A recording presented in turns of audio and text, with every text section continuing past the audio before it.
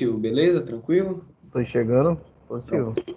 Então, assim, na próxima semana, nas próximas 2 semanas, teoricamente, a gente não teria aula, porque a próxima semana seriam as aplicações das provas oficiais, e depois, na semana seguinte, seria a semana acadêmica, que eles vão proporcionar para vocês cursos, né, de melhoramento profissional, né, do portfólio do aluno, do Certo. currículo.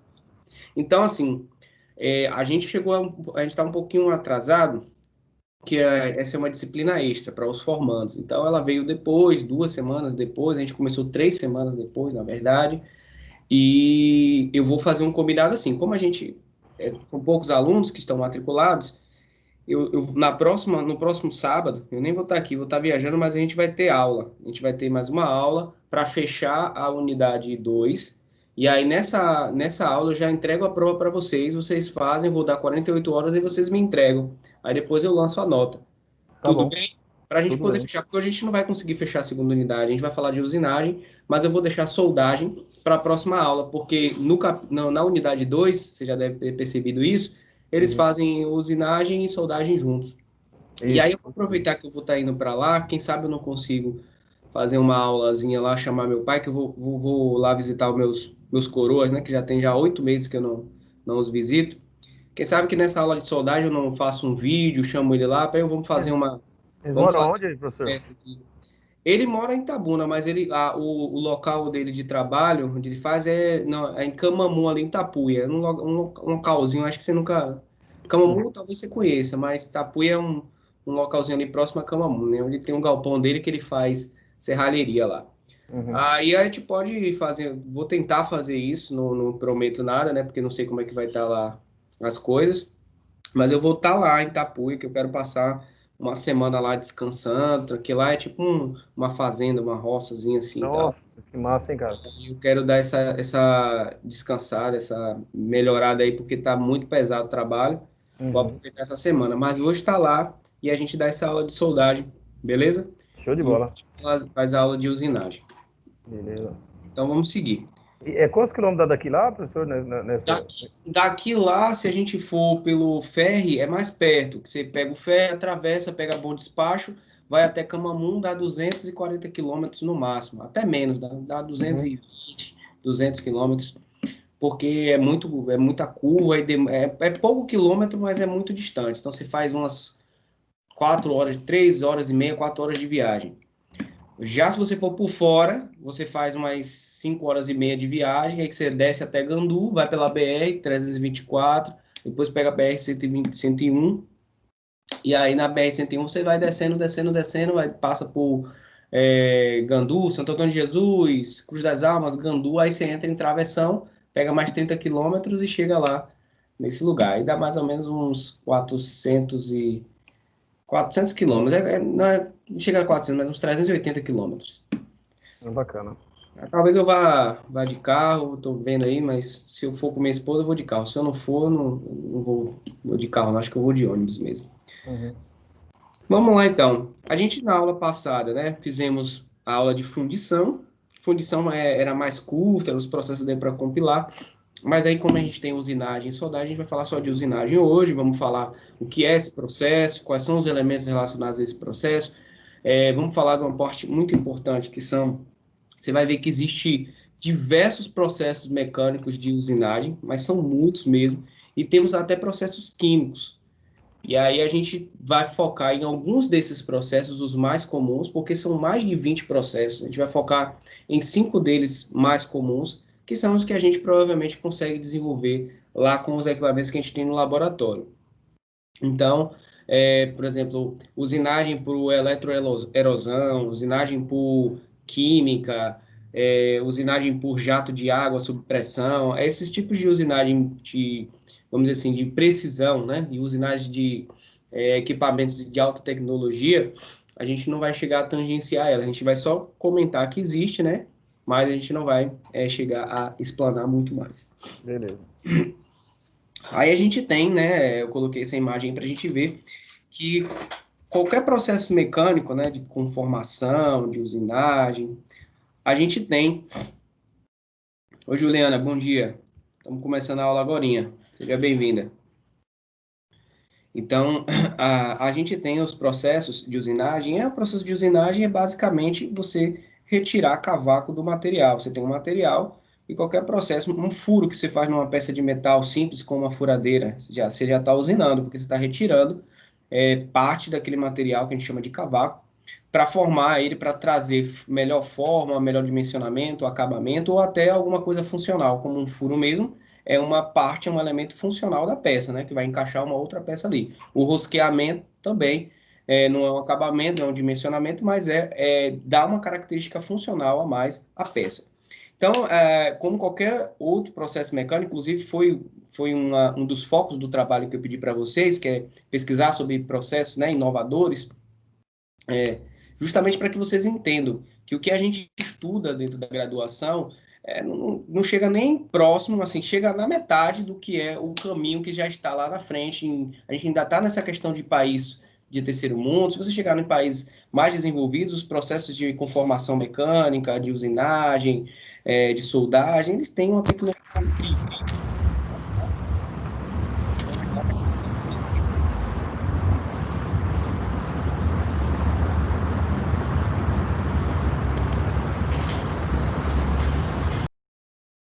Beleza.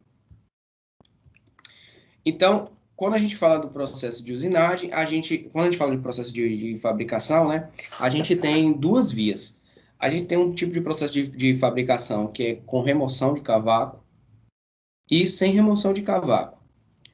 Sem remoção de cavaco, do lado direito, vocês estão vendo aí, fundição, que a gente já viu, não é isso?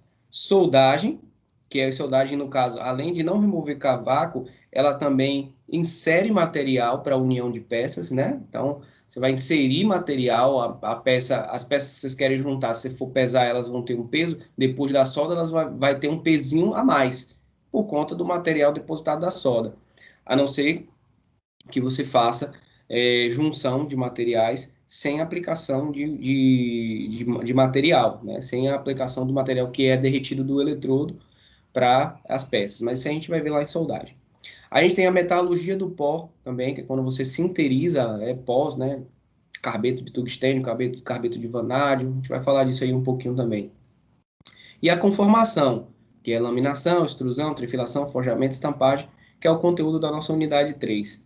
Então, esses processos mecânicos de fabricação são sem remoção de cavaco, certo? Ou adiciona material, tá? Ou utiliza o próprio material só mudando a forma dele.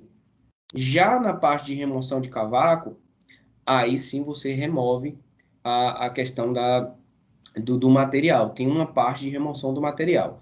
Aí, como a gente está no curso de engenharia de produção, vocês acham que é importante essa questão da remoção de cavaco? Obviamente, né? A gente sabe que a maioria das empresas, qualquer tipo de empresa, a gente trabalha baseado, vou falar assim, das empresas grandes, né? Não sei como é que é isso, Silvio, depois a gente pode até abrir para discussão, mas as empresas grandes, empresas de alto valor de mercado, elas trabalham à luz do Lean Manufacturing. Empresas de construção, por exemplo, costumeiramente aplicam o Lean Construction, né? Uma construção enxuta. Então, ela vai se preocupar com essa questão de materiais, vai se preocupar do uso correto e racional dos seus recursos. O Lean Manufacturing nada mais é do que isso. Então, se você está ali numa usina, né? Você está fabricando peças pelo processo mecânico de usinagem, a questão da precisão da sua peça de corte para remover apenas aquilo que foi do projeto tem que ser muito bem calculado, né? Então, o seu CNC, o seu computador ali numérico, né? O seu computador numérico de comando, que vai estar associado a uma ferramenta de corte, que vai estar ali fazendo movimentos axiais, longitudinais e transversais, né? Às vezes de rotação também, a gente vai ver todos esses movimentos. Ela tem que estar bem precisa ali para você não ficar retirando material demais e acabar não atendendo as especificações dimensionais, né? Não, aí você vai ferir o requisito de qualidade da peça, de conformidade, e você vai estar desperdiçando material e, além de tudo, a peça, como ela vai ficar fora das especificações, ela vai ter que vir para retrabalho, ela vai ter que ser fundida novamente, se puder ser fundida novamente, para você fazer a usinagem novamente da peça. Então, você vai gastar tempo, que é um recurso que às vezes as empresas mais valorizam, e vai gastar material e processo e tudo aí vai gerar um custo maior para você. Então, à luz da engenharia de produção, a gente estuda, senão não teria sentido a gente estar estudando esses processos de fabricação. A gente estuda justamente esses processos de fabricação porque em cada um desses processos, gente, tem a oportunidade de melhorias, tem a oportunidade de controle e o engenheiro de produção está aí para isso. Então, na usinagem, a gente vai ter os métodos convencionais e os não convencionais. Os convencionais são aqueles que são os clássicos, utilizados em larga escala na indústria de usinagem. Então, a gente vai ter o torneamento, né? E o torneamento é um dos mais... É um torno, né? Ele vai estar fazendo a rotação, é uma peça que vai estar presa, que você quer fazer o torno, ela vai estar em rotação e a ferramenta, ela vai estar sendo posicionada, aí a posição da ferramenta, a forma como ela avança sobre a peça, aí vai depender do seu projeto. Então, ela pode avançar de forma oblíqua, de forma longitudinal, de forma transversal, a gente vai ver tudo isso. Aí a gente tem o fresamento, a gente vai falar também, que é quando você tem uma ferramenta multicortante, que ela vai estar arrancando o cavaco em mais de uma parte. Furação, que é o mais simples que tem. Retificação, que é quando você quer fazer acabamentos superficiais na peça, por exemplo. Mandrilamento, brunimento, serramento, roscamento, aplainamento, alargamento, tudo isso são processos que você faz através da usinagem. E os não convencionais, aí a gente tem jato de água, jato abrasivo, né, fluxo abrasivo, ultrassom, eletroquímica, eletroerosão, laser, plasma, feixe de elétrons, química. Vou ser sincero com vocês que, obviamente, eu não conheço todos esses processos de usinagem, né, porque eu também não sou o profissional da área de usinagem nem de fundição, mas os convencionais aí, a maioria deles que a gente vai ver na aula de hoje, já conheço, já estudei, já vi alguns, e aí a gente vai focar nesses convencionais. A gente vai focar principalmente no torneamento, fresamento, furação, retificação e roscamento, que são os que são mais utilizados realmente. Bem, então para que serve a usinagem, né? A usinagem, ela vai trabalhar, é um processo mecânico de fabricação que vai trabalhar removendo o cavaco da peça. Tá? Então, ela vai ter o objetivo de fazer uma peça mesmo, a conformação da peça, as características dimensionais, fazer o acabamento da peça também, ou você fazer a combinação desses aí, tá bom? Então, a gente tem, e eu também digo que existe também a parte de você fazer as características funcionais da peça, né? Se você está fazendo um rosqueamento, você está entregando para a peça uma característica funcional. Em termos da engenharia de produção, sempre vou puxar para a engenharia de produção, senão nossa disciplina perde um pouco do sentido, né, se eu levar para a área de mecânico. Quando você está fazendo um rosqueamento de uma peça, ela não estava rosqueada, tá? Aí ela tinha um valor. Agora você aplicou um processo de rosqueamento, agora já tem outro valor. Então, o processo de rosqueamento, a gente pode dizer que é um processo que agrega valor. Dentro do Lean Manufacturing, é um processo que você deve manter. Então, aqueles outros processos que não vão agregar valor nenhum, como inspeção mesmo, de vocês fazerem inspeção para ver visual e tal, ali, verificar se tem alguma rebarba, alguma coisa, isso não agrega valor para o cliente. Você tem que fazer porque você quer garantir a qualidade. Mas pela filosofia do Lean Manufacturing, ele diz o seguinte: se você precisa fazer a inspeção, significa que você está admitindo que seu processo é falho.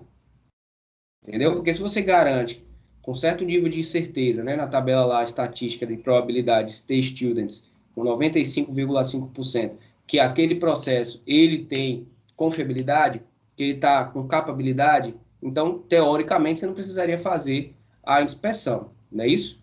Porque se você está trabalhando com uma aceitabilidade de peças não conformes, quando a gente trabalha no Six Sigma, a gente tem uma faixa. No Six Sigma, no Three Sigma, a gente tem faixas de aceitabilidade de peças não conformes, né?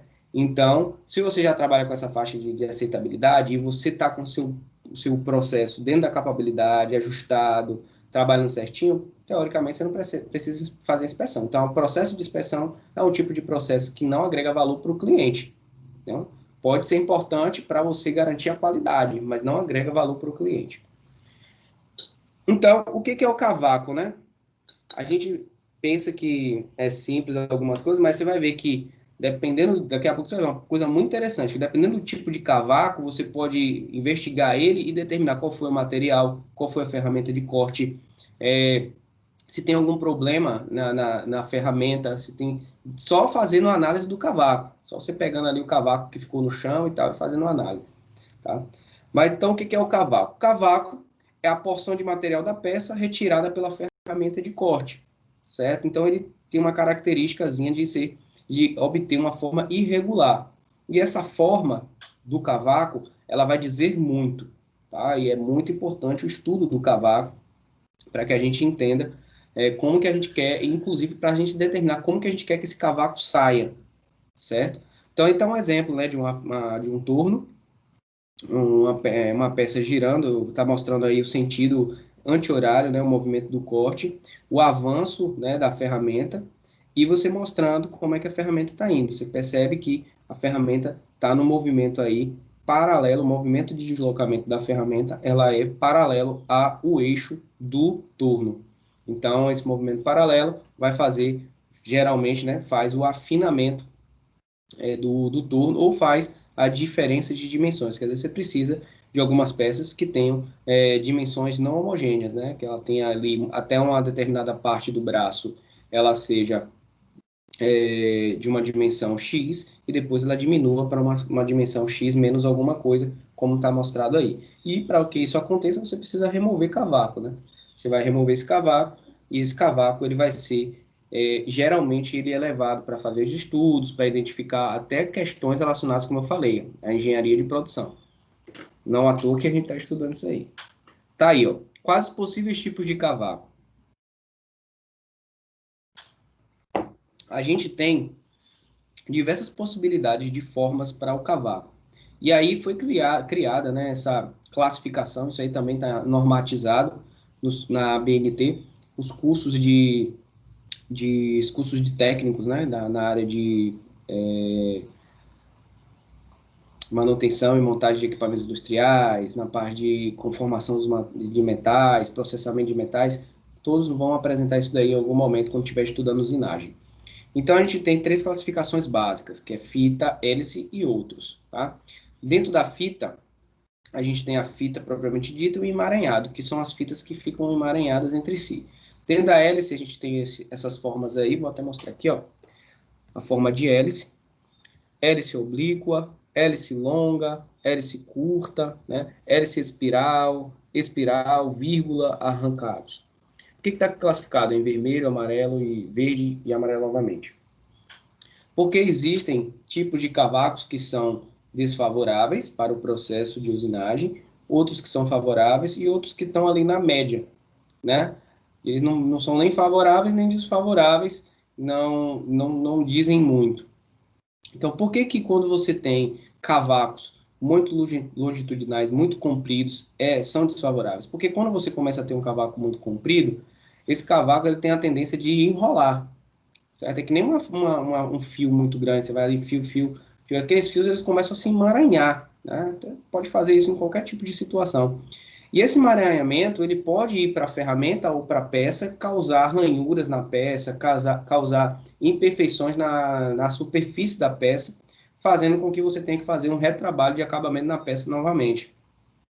Então, ele demora para sair da peça, ele forma aquele emaranhado, tipo como vocês estão vendo aí, um emaranhado mesmo. E aí ele, na hora que era para cair no chão, para cair no vaso de coleta, ele não cai.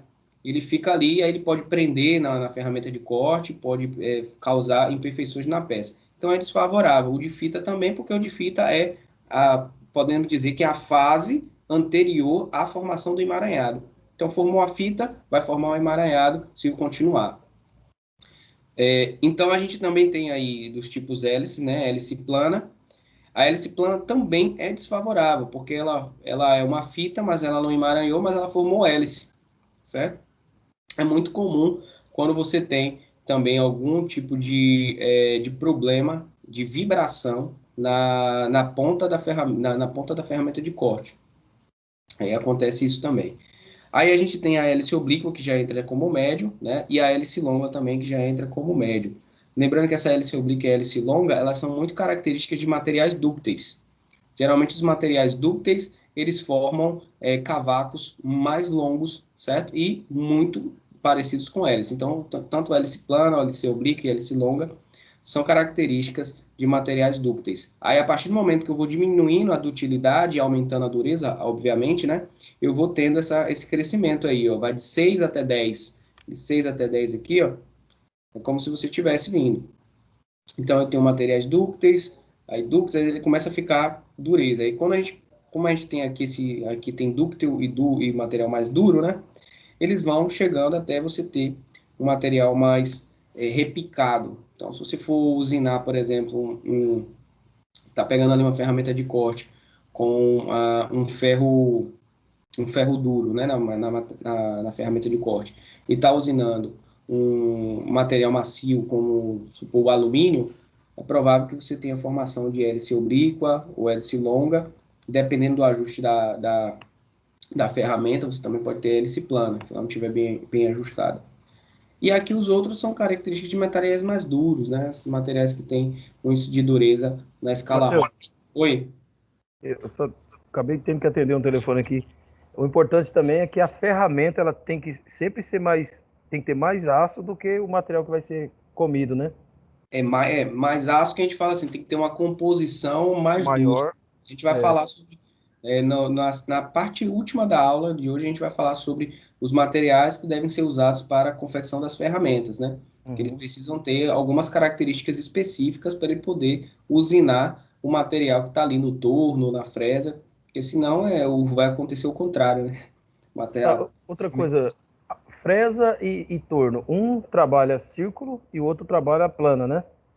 Porque, tipo assim, eu Uhum. quero fazer uma peça com a Isso. geometria, um quadrado, um retângulo. Aí eu trabalho com a fresa comendo. E se eu Isso. um desenho geométrico circular, igual o senhor mostrou, com essa variação de. Aí ele tem que ser o torno, né? A gente vai falar de cada um. O torno, ele é para peças cilíndricas ou cônicas. Se você quiser cônicas também, ele faz a Sim. conformação das peças cônicas. Mas já a fresa é para peças planas, né? Que você tem cantos formando 90 graus, assim. Então, é basicamente isso. Daqui a pouco a gente vai ver. Então, os tipos de cavaco, galera, eles podem indicar se o material ele é mais dúctil, mais duro. Eles podem indicar, como, por exemplo, aqui, ó, esses dois médios aqui. Por que eles estão médios e não são favoráveis?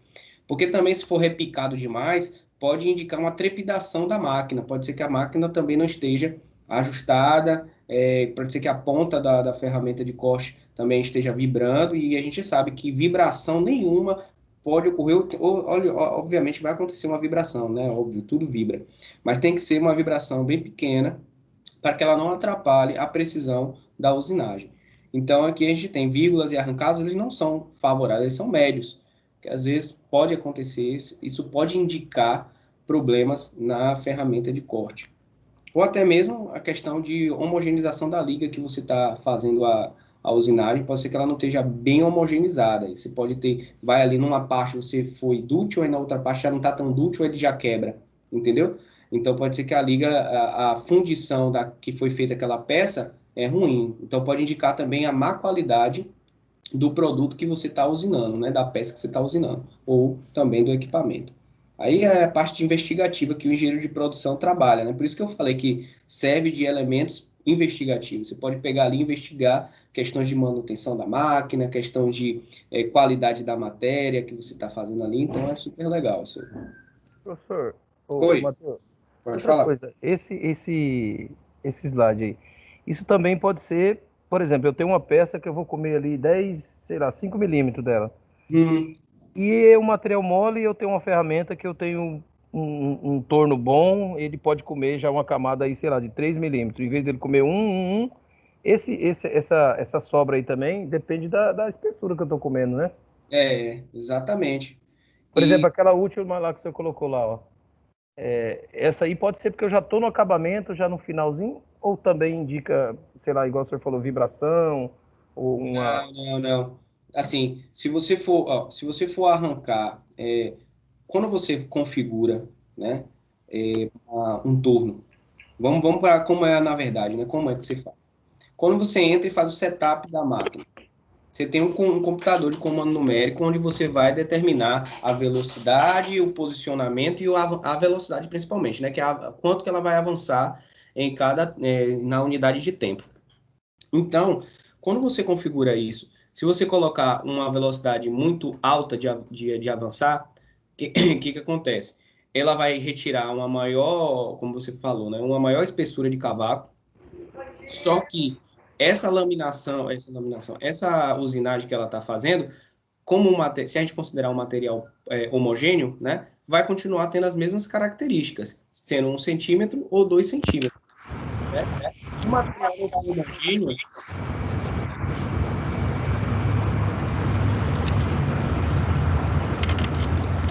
eu entendi que você perguntou o seguinte: se, dependendo da velocidade da ferramenta de corte, eu posso ter variações disso daqui? Pode.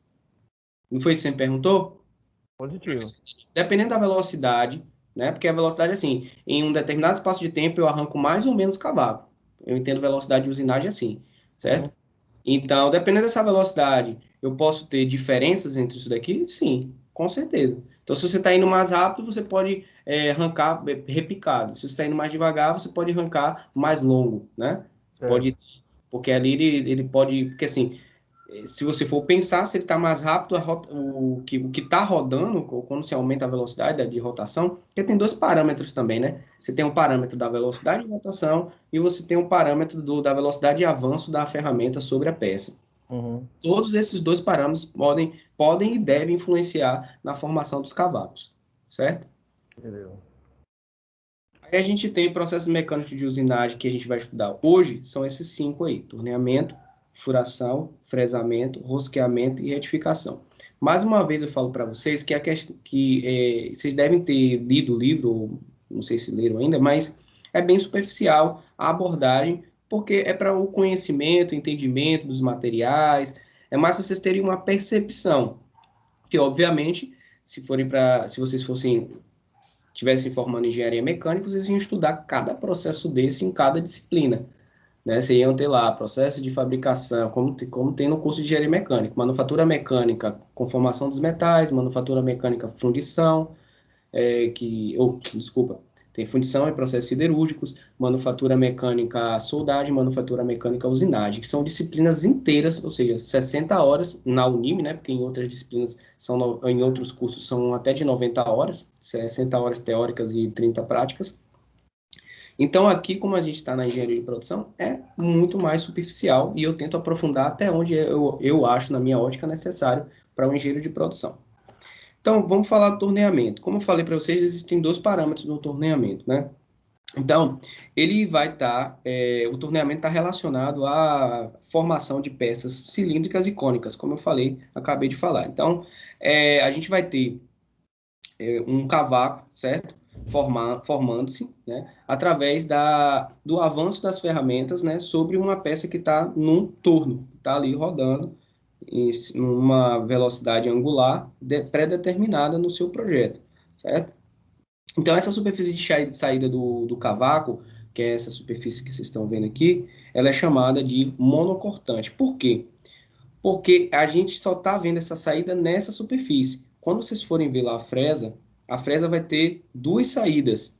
Uma saída na superfície do eixo X e uma saída na superfície do eixo Y. Então, quando você está fresando em X e Y. Então, ela é multicortante, certo? E pode ser em Z também, X, Y e Z, dependendo do caso, da forma como você está fazendo. Aqui não, aqui a gente só está fazendo em Y, tá percebendo? Se a gente fosse colocar um X, ou um Y e um X, então nessa superfície aqui de saída do cavaco é só em Y.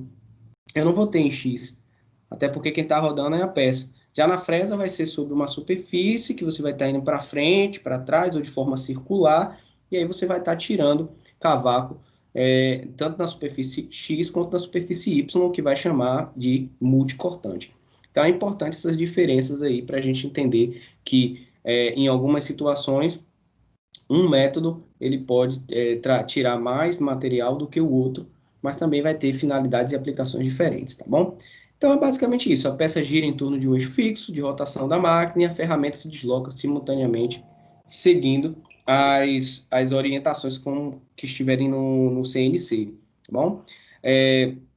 A trajetória coplanar, ambas estão no mesmo plano, certo? Como vocês podem ver aqui, o eixo do torno, ele tem que estar semelhante ao eixo da ferramenta, no mesmo plano, por isso que é coplanar, bom?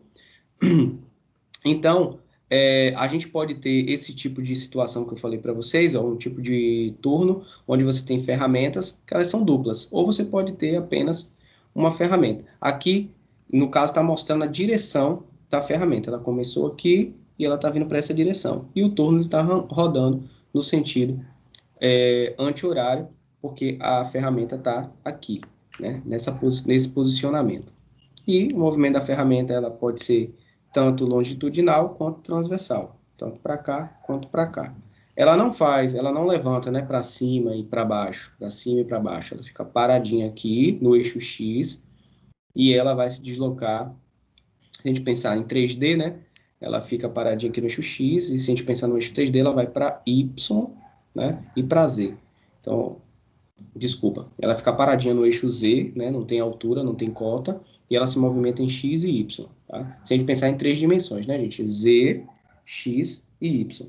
Então, ela vai para X e para Y e fica parada em Z.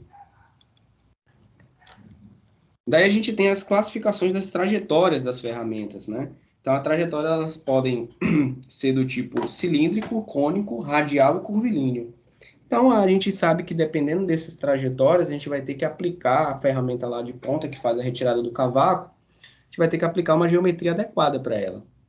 Não só a geometria, como o posicionamento dessa ferramenta para que ela consiga dar a forma que eu preciso. Então, quando a gente tem um torneamento, né, retilíneo cilíndrico, ó, perceba que a movimentação da ferramenta é aqui, ó, certo? No eixo X.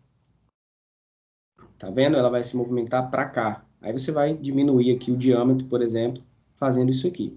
Quando eu quero uma situação oblíqua para formar peças cônicas, eu vou pegar ela e vou colocar numa posição cônica. Ou, desculpa, numa posição oblíqua. Então, ela vai vir retirando o cavaco daqui para cá. E, obviamente, se eu quiser encurtar, né? Já tenho aqui. Se eu quiser encurtar isso aqui para frente, eu vou fazer uma movimentação no eixo Y, certo? Como a gente sabe que ela fica paradinha em relação a Z, né? A cota dela ela não varia, só varia x e y, então ela vai fazer esses movimentos que vocês estão vendo aí no plano. É coplanar, por isso que a gente fala que é um mesmo plano. E a gente também tem como programar a nossa ferramenta para ela fazer cortes curvilíneos, tá? É um pouco mais complexo em termos da programação, mas a gente pode fazer, sim, para ela vir fazendo esses cortes com arredondamentos. Então, essas são as 3 possíveis trajetórias das nossas ferramentas de corte quando a gente está falando de turno, né? E é muito importante a gente saber como configurar ela.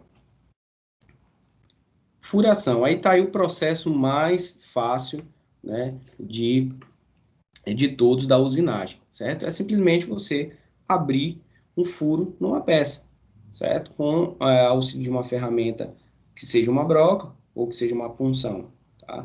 Então, essa ferramenta vai estar acoplado a algum dispositivo de rotação, né? Pode ser uma furadeira, qualquer outro dispositivo que provoque uma rotação. O interessante é a construção, né, dessas brocas. Lógico que você tem o diâmetro, né, as numerações das brocas. Não sei se o Silvio tem aí na sua casa uma caixa de ferramenta e tal. Você vai ter lá as numerações das brocas. Essas brocas, geralmente, são feitas de materiais ou de materiais duros ou metais, aços rápidos, mas a maioria das vezes são metais duros. E aí o ferro duro que a gente aplica, porque ela tem que ter um índice de dureza muito grande, tem que ter resistência à torção, resistência à compressão, então tem que ser, porque ela tem um índice de esbeltez, né, as brocas falando em si, né, para determinados tipos de profundidade de furos muito grandes. Então, já tive alguns alunos que trabalhavam, tive um aluno, né, que trabalhava com uma empresa terceirizada, não sei se era da Petrobras, mas com perfuração, né? E aí eles utilizavam um determinado tipo de broca, só que eles tinham que fazer perfurações muito grandes. Então, quanto maior for o índice de esbeltez, quanto mais longa tiver um comprimento longitudinal dessas brocas, você tem que ter materiais cada vez mais resistentes à torção, a cisalhamento também, a força de cisalhamento, tudo isso você vai estar, a compressão, a tração nem tanto, não precisa ser tão resistente à tração. mas a compressão, torção e cisalhamento, esses esforços, essas brocas, principalmente dependendo da longitude não, do comprimento longitudinal, você precisa se atentar a essas questões. Então, é uma das questões da ferramenta que a gente vai ver daqui a pouco, para essa especificação de furação, tá bom? Então, a gente já sabe que você vai fazer um furo, ela vai girar e vai deslocar simultaneamente em uma determinada trajetória. Então, você tem um movimento de rotação e um movimento de translação, onde você vai sair daqui para cá, de algum ponto para aqui, para perfurar a peça. Qual é a diferença dessa peça para a ferramenta de punção? A ferramenta de punção, ela vai te trazer umas características de acabamento melhor do que a da broca, certo? Só que a gente tem duas diferenças também. Na ferramenta de punção, a gente tem maior aplicabilidade para materiais mais dúteis, porque ela vai trabalhar com compressão. E você vai ter também que ter uma força, né, muito maior, dependendo do material, de pressão. Então, a pressão sobre a superfície do material, nesse caso aqui é maior e nesse caso é menor. O acabamento aqui, nesse caso aqui, é maior e nesse caso aqui é menor, tá? E aqui é para materiais mais duros, né? A gente utiliza a broca para materiais mais duros e a punção a gente utiliza para materiais mais moles, né? Mais dúteis. Então, duas aqui, ó. Furação com broca helicoidal e furação com punção. Bem, aí a gente tem o fresamento, como eu falei.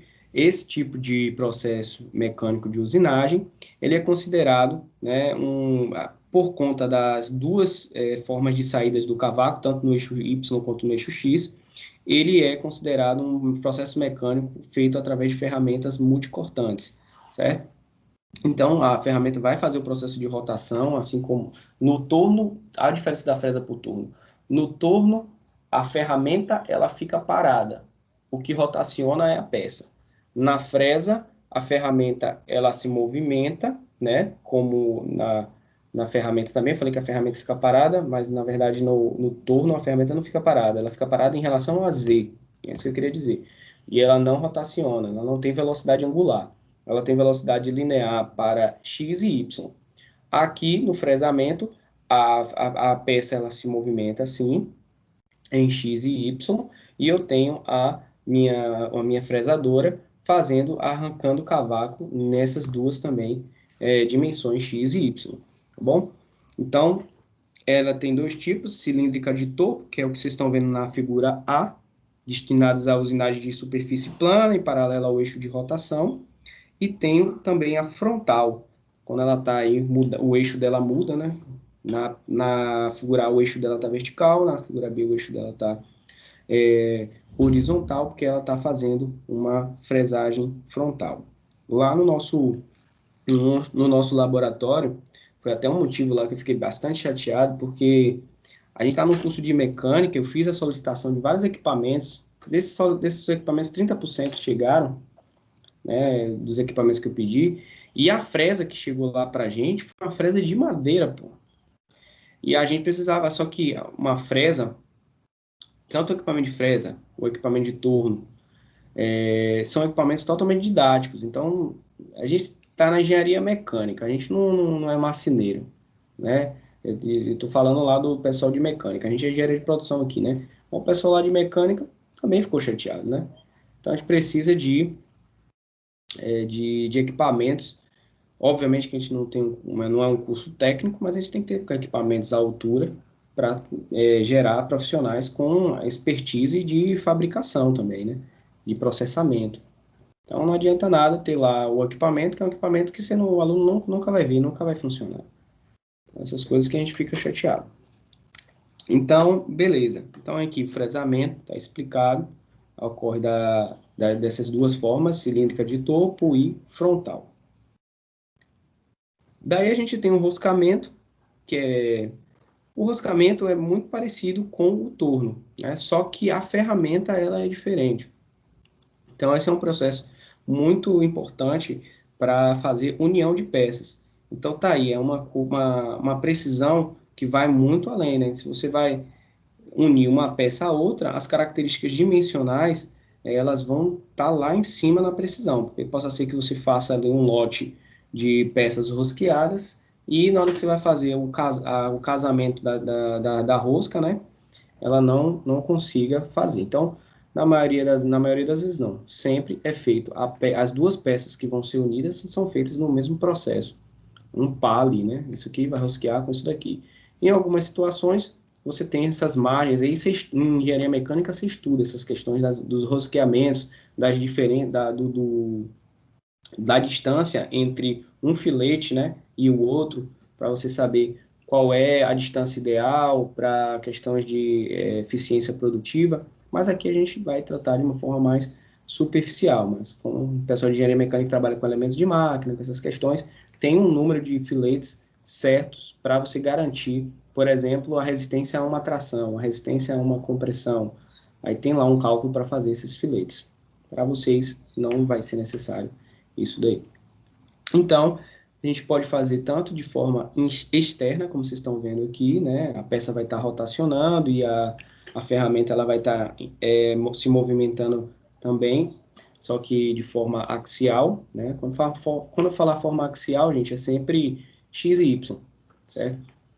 Aí, a gente falar de z, já é na forma setentrional ou longitudinal.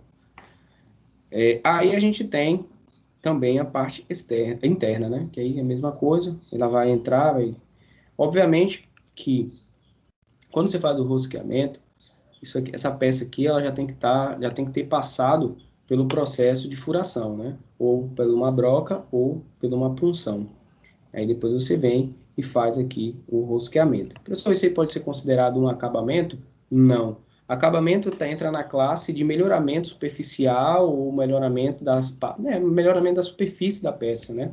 Você tirar rebarbas, deixar a peça mais lisa, né? Para que até essa questão de deixar a peça mais lisa, em termos da ciência dos materiais, a aplicação do acabamento superficial, faz com que ela acabe com possíveis fuletes de propagações de trinca.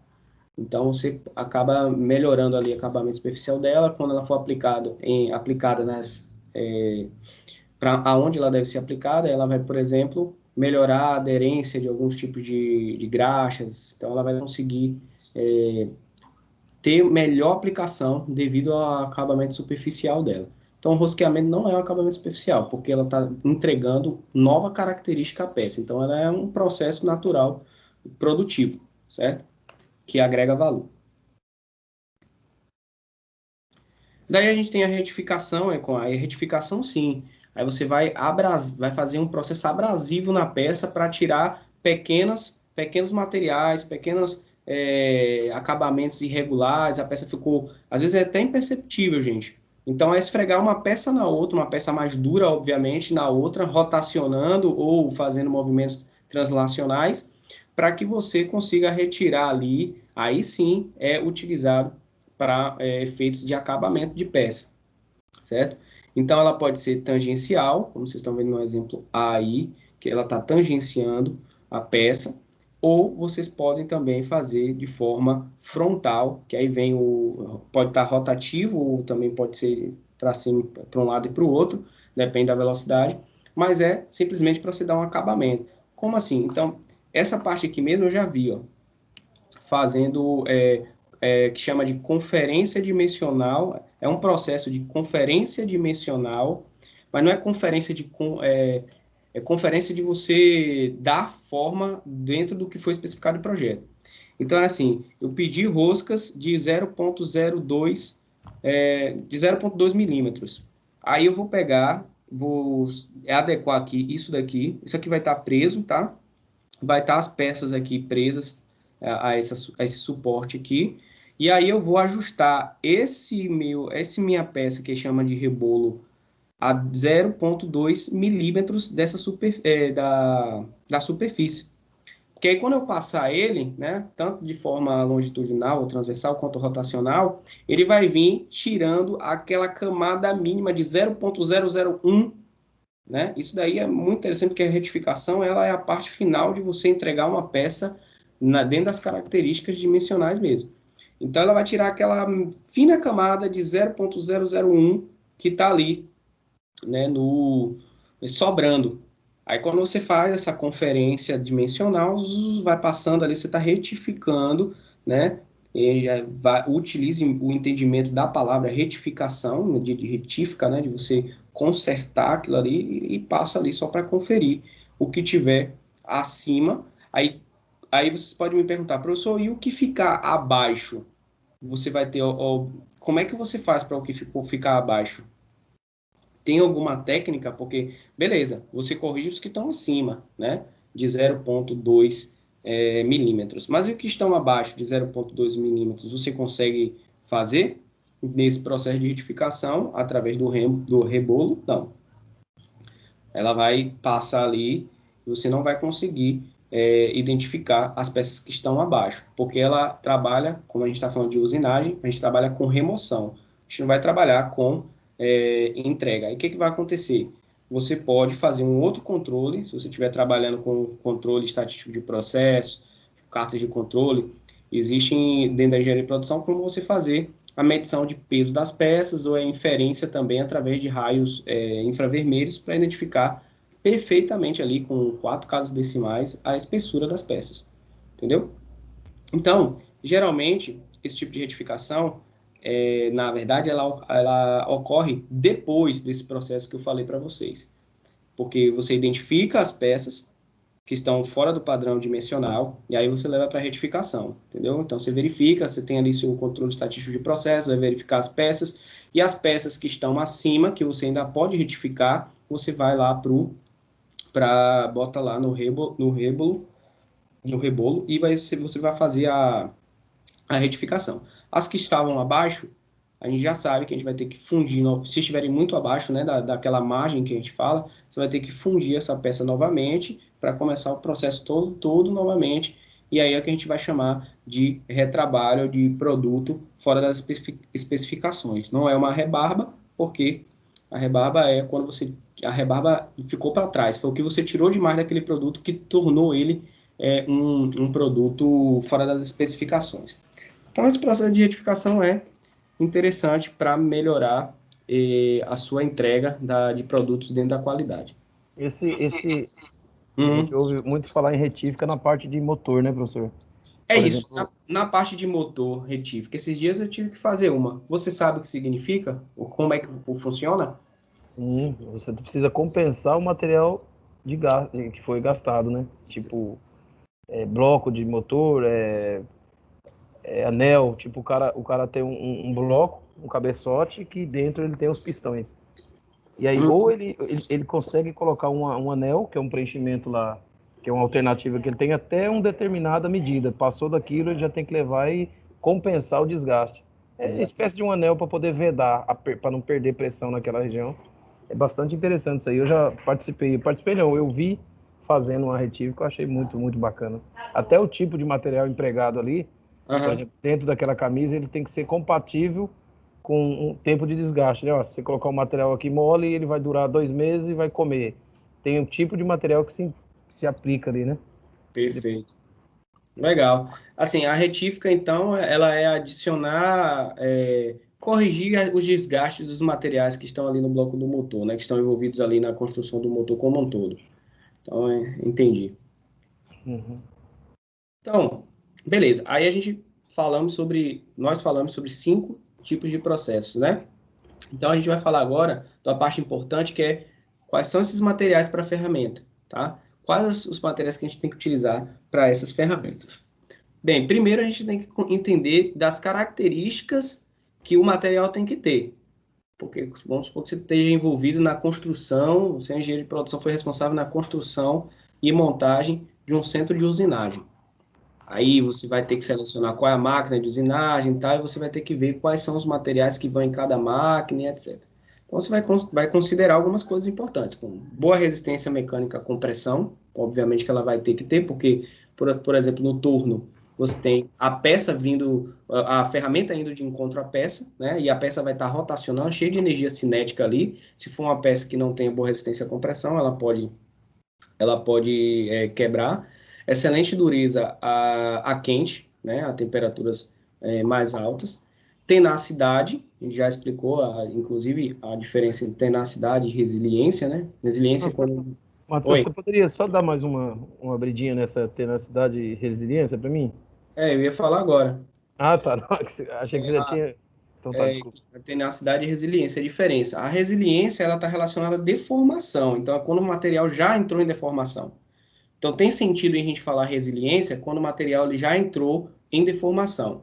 Então, quando a gente estuda lá em materiais de construção mecânica, em ciência dos materiais, aquele gráfico de deformação plástica, que tem a parte elástica, a deformação plástica, que é composta por escoamento, encruamento, e depois a gente vai para a ruptura. Então, naquela parte, na fase plástica do material, ocorre em alguns materiais metálicos, na maioria deles, um processo onde ele fica mais resistente, ele fica mais resiliente. Então, quando a gente fala em resiliência, por isso que não está aqui a parte de resiliência. A resiliência é aquele material que ele deformou, mas ele segura aquela energia depois que ele deformou e você vai precisar aumentar a tensão, a pressão, para ele deformar mais. Porque quando o material, por exemplo, ele é pouco tenaz, ou pouco resiliente, desculpa, você aplica uma pressão ali, ele deforma, e com aquela pressão mesmo ali, ele vai deformando, deformando, deformando até ocasionar a ruptura. Já quando o material é resiliente, você deformou ele ali, e aí para você continuar deformando, você tem que aumentar a pressão. E quanto mais for resiliente, mais pressão, mais tensão em megapascal você vai ter que dar para que ele chegue à ruptura. Então é como se fosse a capacidade de um material resistir à sua ruptura. Isso é resiliência. É tanto que a gente utiliza bastante essa palavra na psicologia, na sociologia e etc., nessas áreas de humanas e nessas áreas de humanas. Então, resiliente é isso aí, é a capacidade de você resistir a essa pressão sem você chegar na fase de ruptura. Já a tenacidade, não. A tenacidade está relacionada à fase elástica. Então, são diferentes. Tenacidade na fase elástica e ruptura, resiliência na fase plástica. Então, a tenacidade é justamente isso. Você não ser elástico, você é tenaz. Então, você tenta, por exemplo, pega um lápis e uma barra de ferro. Um lápis você consegue dar uma. Ele é mais elástico. Você faz assim e depois volta. Né? Você faz assim, depois ele volta. Então ele não é muito tenaz. Aí você pegar uma barra de ferro, você vai tentar fazer isso daí, ele não vai fazer movimentos para mudar a forma dele, porque o comportamento elástico é aquele, você consegue deformar ele, mas ele volta para o seu local característico, né? De suas dimensões características. Então, o material tenaz é aquele material que ele vai precisar de muito mais tensão, muito mais força para que ele mude sua forma, para que ele sofra a deformação, entendeu? Então, um é relacionado à energia necessária para causar uma deformação, certo? E o outro é relacionado à energia necessária para atingir a ruptura, entendeu? Um é para tenacidade, está relacionada à energia necessária para o material entrar na fase plástica. E resiliência é a energia necessária para o material romper. Fecha aí. Essa é uma das, vamos dizer assim, é das dúvidas mais recorrentes dos alunos. Aí a gente tem a resistência ao desgaste, aí sim, com certeza, né? Porque isso está relacionado à durabilidade da ponta da ferramenta de corte. A gente sabe que vai estar ali sobre um movimento rotacional e, da mesma forma que a ferramenta de corte está inserindo energia para a retirada do cavaco, acontece ao contrário pela lei de Newton, né? Ação e reação. A força que a ferramenta de corte está imprimindo na peça, a peça está imprimindo na ferramenta de corte. Então, se elas fossem de igual dureza, de igual resistência, ambas iam sofrer o mesmo impacto, né, mecânico. Por isso que a gente tem que ter uma alta resistência ao desgaste, para que, dependendo de diversos tipos de processos, vários números de processos, ela consiga resistir. Obviamente que a gente sabe que na própria compra da ferramenta, ela vai vir lá a durabilidade dela, que deve ser baseada em ciclos, imagino eu. Nunca comprei uma ferramenta. Aí, não sei quantos ciclos você vai ter a resistência disso daí. Você vai ter que trocar, como qualquer coisa, como uma pastilha de freio, como qualquer outro dispositivo que trabalhe bastante ali de forma cíclica, né? Porque aí tem a questão da fadiga, né? Então, essa fadiga é muito importante para que a gente consiga ter materiais dentro das condições pré-estabelecidas. Tem a questão da ponta também, que essa ponta ela precisa ter um índice uma angulação e índice preciso. Então, se ela começar a desgastar e ela ficar abaulada, significa que ela já não vai ter a mesma precisão de corte, que ela já vai começar a fazer os materiais fora das especificações. Aí você não pode chegar nesse momento, você tem que fazer a troca antes de que ocorra essas especificações. Aí vem da questão da manutenção preventiva, a questão de setup de máquinas, que isso é um setup, né? Você trocar parte da ferramenta é um tipo de setup. E aí a gente tem estabilidade química, né, que é muito importante. Estabilidade química é você não ter variações da homogeneidade da peça. Então, a peça tem que ser homogênea. Por quê? Quando a gente fala estabilidade química, é os átomos estarem muito bem coesos, ligados entre si, e sem criar fases ou criar lacunas, né? Então, está ali de uma forma estável na sua composição química. Por quê? Porque se você tiver instável, você pode ter uma heterogeneidade na peça, fazendo com que parte daquela peça que está cortando, a parte de cima tenha uma, uma característica físico e química e a parte de baixo tenha outra característica físico e química. Então, a instabilidade acontece isso. E é uma parte que a gente estuda lá em fundição, né? Da composição dos materiais que vão, tem que ser homogêneo, para que a gente possa ter uma característica de peça que quando você utilize, por exemplo, para usinagem, né, em um turno, ela seja uniforme, né, na linha X e na linha Y, porque senão pode acontecer disso mesmo, de você parte da sua ferramenta quebrar e a outra ficar de boa. Significa que não tinha homogeneidade, tá heterogêneo aquela liga. Então tem que ter estabilidade química também. São pequenas coisas, mas que fazem diferença. E tudo, na verdade, assim, eu enxergo que o detalhe, o ganho, né, falando de engenharia de produção, o ganho, estão nas pequenas coisas, nas coisas que ninguém consegue enxergar ou que vê, mas não enxerga, que é o que eu falo direto aos meus alunos.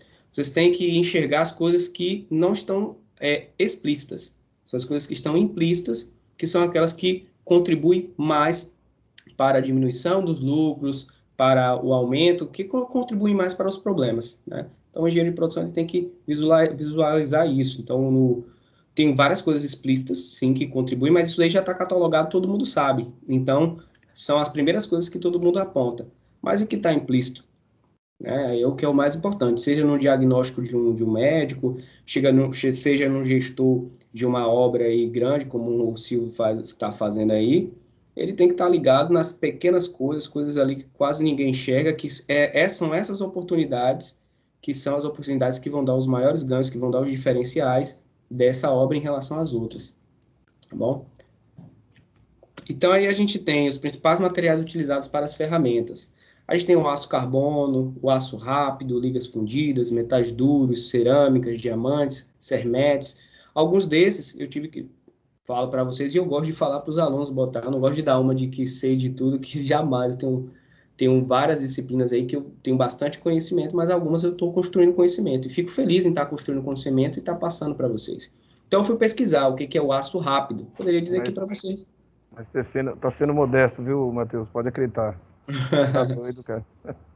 O aço rápido, eu fui buscar, né, na pesquisa, chamado de High Speed Steel, e ele tem essa composição aí, é uma liga de aço composta por 0,67 a 1,3% de carbono, 5 a 12% de cobalto, 3,75 a 4,5% de cromo, 0,3% de manganês, 4 a 9% de molibdênio, 2 a 20% de tungstênio e 1 a 5% de vanádio.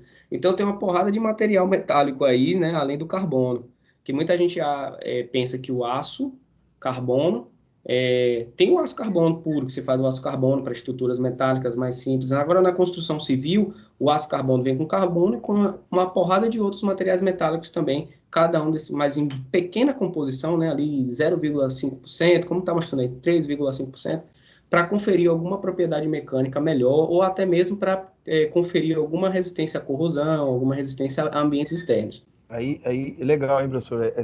Aí a gente volta lá em fundição, né? Você vê, olha a quantidade a variação de aço que é adicionado no momento que vai fundir uma peça dessa, né? Uhum.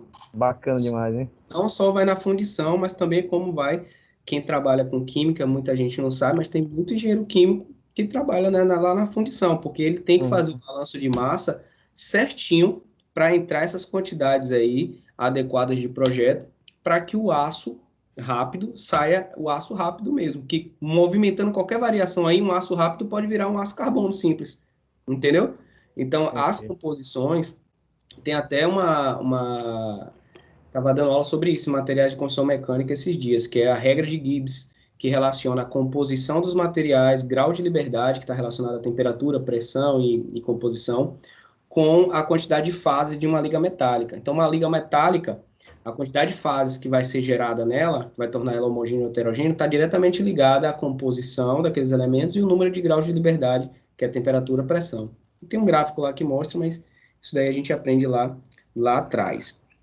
Aí, como vocês podem ver, esse aço rápido ele é aplicado em brocas, mais aplicado em brocas, mas pode ser aplicado em outros elementos também. E de vez em quando, a título de acabamento, para trazer também uma resistência à corrosão, elas são revestidas com a camada de outro metal ou composto. Essa questão de revestimento com outro metal, vocês já devem ter escutado, chamado que é metal de sacrifício. Quando você tem um metal que ele tem características mecânicas muito boas, mas as características deles químicas não são tão boas. Quando a gente fala de características químicas, é a resistência à corrosão, à oxidação, né?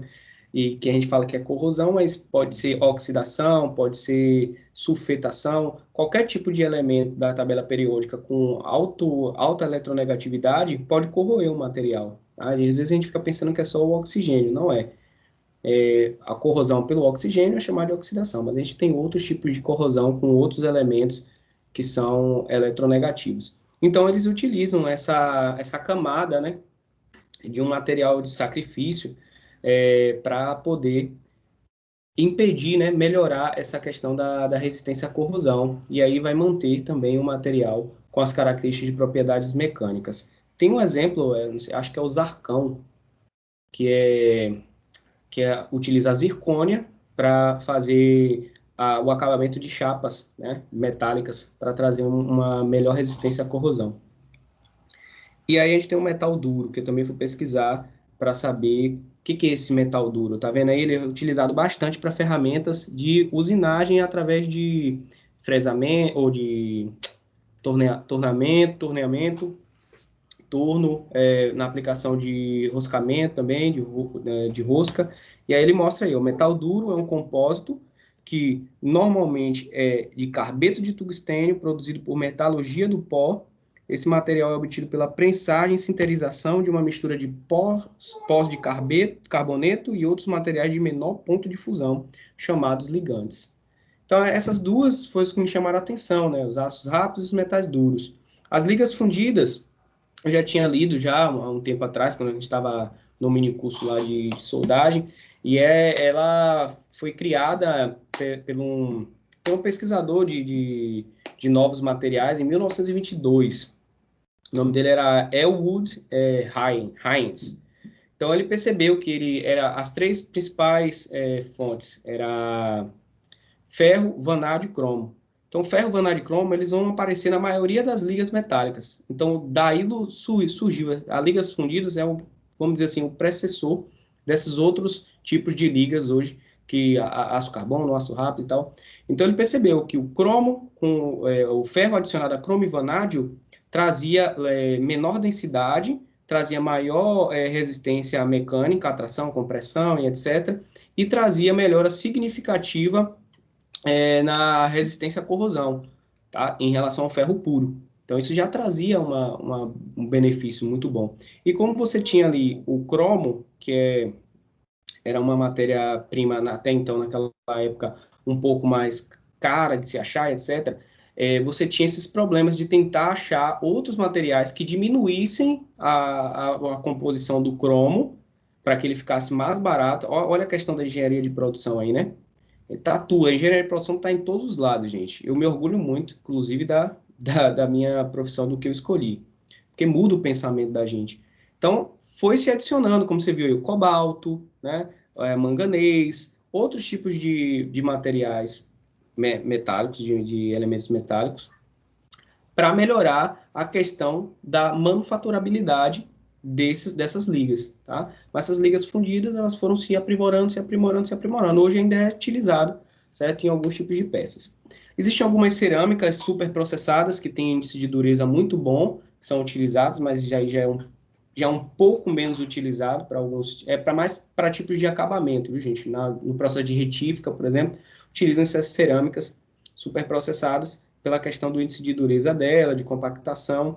É mais comum utilizar os cermets, que são compostos de cerâmica e metal, né? Vai do próprio nome, cermet, que aí você tem a questão, além da dureza, da resistência a todos os outros, as resistências mecânicas. Quando fala resistência mecânica, é resistência a todos aqueles esforços, tração, compressão, cisalhamento, torção, flambagem, e tem os diamantes, que aí já são cortes já são ferramentas que são feitas para cortes de precisão, né, furos em peças de alto índice de dureza, e aí já são também equipamentos onde você tem um valor agregado da peça muito maior, né? Se eu estou utilizando um diamante para fazer o processamento de uma peça, né, é muito grande. Sem falar que o diamante também é utilizado muito para corte, né? Para cortes na peça, pelo seu índice de dureza ser o mais alto, né, dos materiais que a gente encontra aí.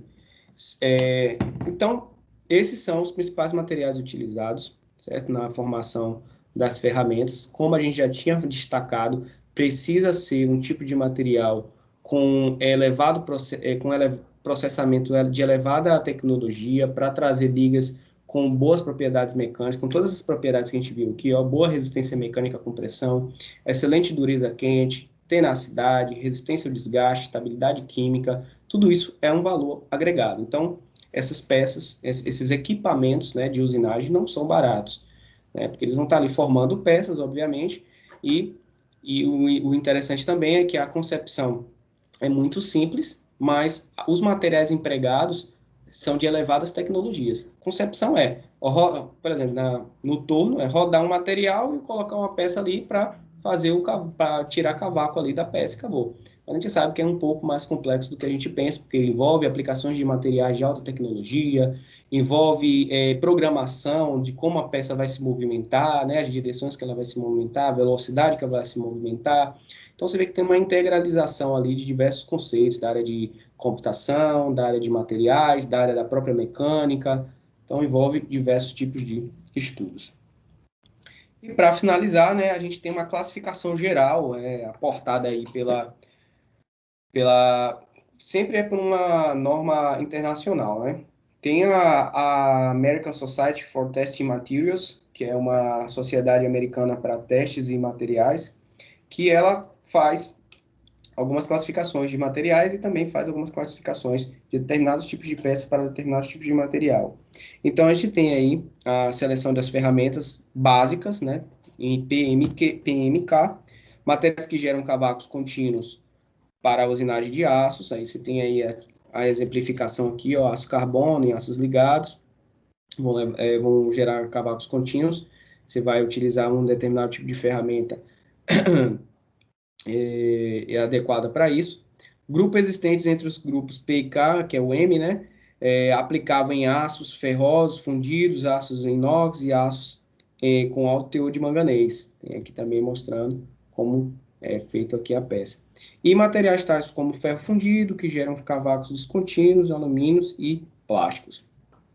Então, a gente tem aí essas seleções aí PMK. No livro de vocês tem uma bem curtinho, é um parágrafo falando só sobre essa classificação. E aí, como eu falo, tem coisas que, para vocês, que são da engenharia de produção, não é tão impactante, a não ser que você seja, como eu falo, né, uma pessoa muito curiosa, um entusiasta, né, da área. Se você é um entusiasta da área, quer procurar e entender mais, você pode pegar aí no YouTube, pesquisar, entender melhor sobre cada processo. Mas se você quer entender o processo de uma forma mais holística, principalmente identificando pontos onde você tem perdas, aí sim você está com o olhar do engenheiro de produção.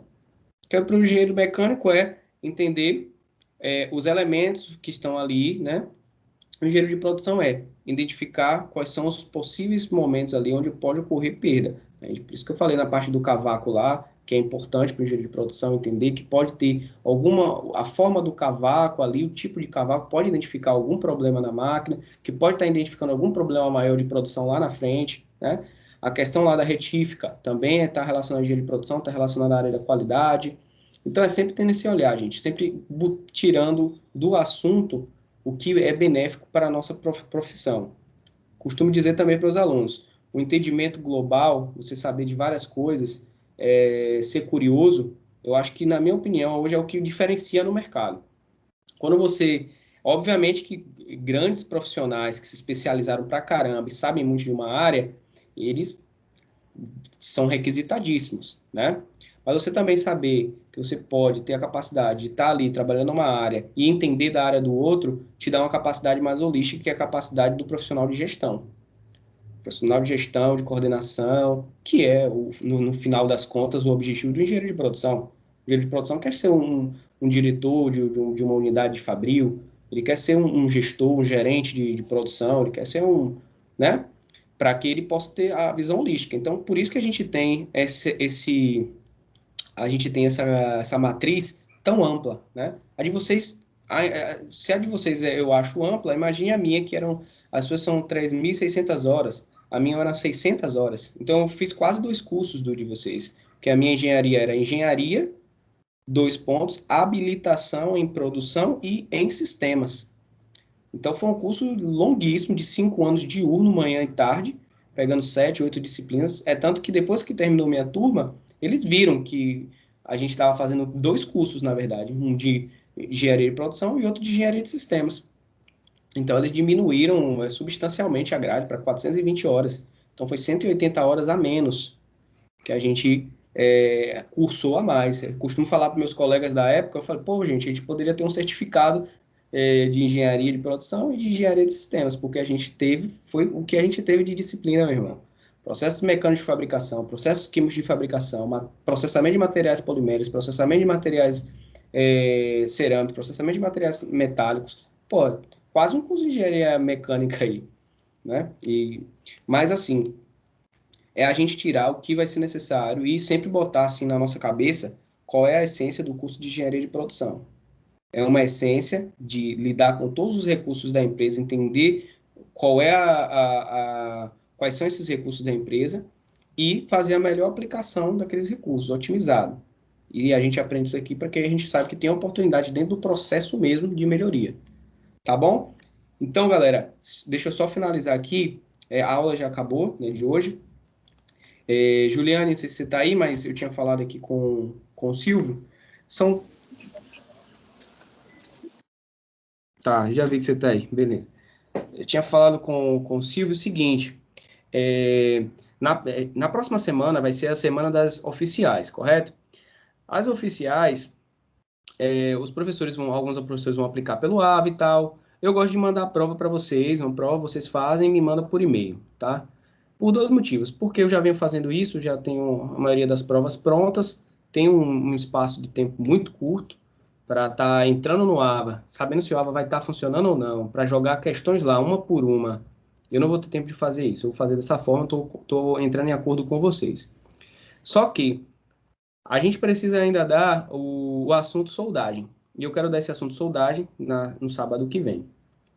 Tá? E aí, no sábado que vem a gente vai dar esse assunto soldagem, a gente fecha a unidade 1 e 2 e vamos para a prova. Aí no próprio sábado da semana que vem eu entrego a prova para vocês. Eu mando para vocês ou pelo WhatsApp ou pelo e-mail, tanto faz, a turma é pequena, não tem problema. E aí vocês vão ter 48 horas para me entregar. Vocês me entregam na segunda. Tudo bem? Tá ok, Matheus. Tranquilo. Vamos nessa aí. Tudo bem também. Então, fechado, galera. Então é isso. Então, no máximo,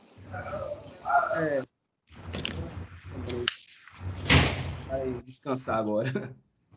É isso aí, professor. Boa viagem. Vai lá, de boa. Tranquilo, beleza. Vamos fazer uma próxima aula aí. Valeu, Silvio. Um abraço. Manda umas fotos lá, Matheus, da oficininha lá do pai lá, pra gente ver. Vou mandar sim, vou mandar. Vou fazer alguma coisa lá, com certeza, com ele. Beleza. Valeu, mano. Tudo de bom.